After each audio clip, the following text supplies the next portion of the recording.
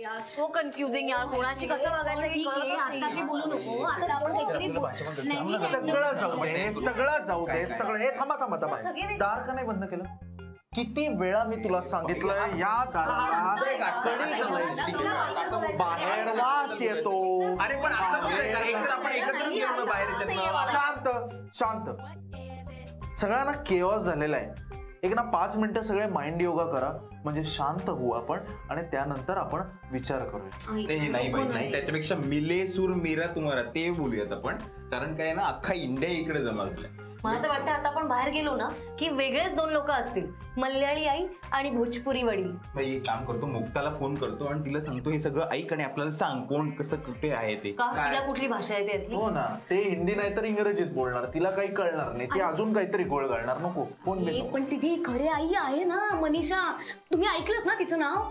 नाही बाई, ते सुद्धा काहीतरी झोल असणार.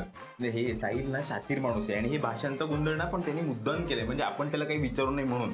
पण ठीक आहे, त्याचे 2 आई वडील असतील तर. म्हणजे आत्ता आले ते सावत्र आणि आधी आले ते खरे, असू शकतं ना असं. पण पण मग ते एकमेकांना असं मिठ्या मोडून ग्रीट कसं करतील? काही बोलतीये. यू नो, मध्यंतरी ना अशी एक कन्सेप्ट आली होती, ऑनलाईन कन्सेप्ट, म्हणजे ऑनलाईन आई वडील. ज्या मुलांना आई वडील नाही आहेत आणि त्यांना असं लोनली वगैरे वाटतंय ना, ते रजिस्टर करू शकतात त्यावर. मग एक रॅन्डम 2 लोक आई आणि वडील होतात, मग ते त्यांच्याशी बोलतात, त्याची काळजी घेतात, त्याला म्हणजे मदत करतात, ऑल ऑफ दॅट. साहिलचे हे ऑनलाईन आई वडील असणार आहेत. काय कॉन्सेप्ट आहे? खरंच होती अशी भयानक कॉन्सेप्ट आहे. हे ऑनलाईन आई वडील हे मुलांवर संस्कार कसे करणार मग? हा, समजा एखाद्या मुलाला आईच्या कुशीत शिरावंसं वाटलं तर कसा शिरणार तो? आणि ही आई काय रात्री राहिलेला भात सकाळी फोडणीचा भात म्हणून त्याला नाश्त्याला देणार आहे का?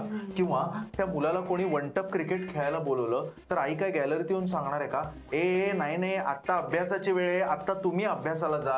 हा, हाईट आहे.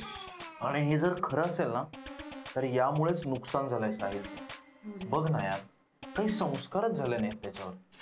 गोविंदाच्या फिल्म्स काय आवडतात, हा, या अशा फालतू गोष्टींमध्ये तो मन रमवतो, आपल्या मित्रांबरोबर गेम खेळतो. किती नुकसान झालंय. ठीक त्यावरच परिणाम.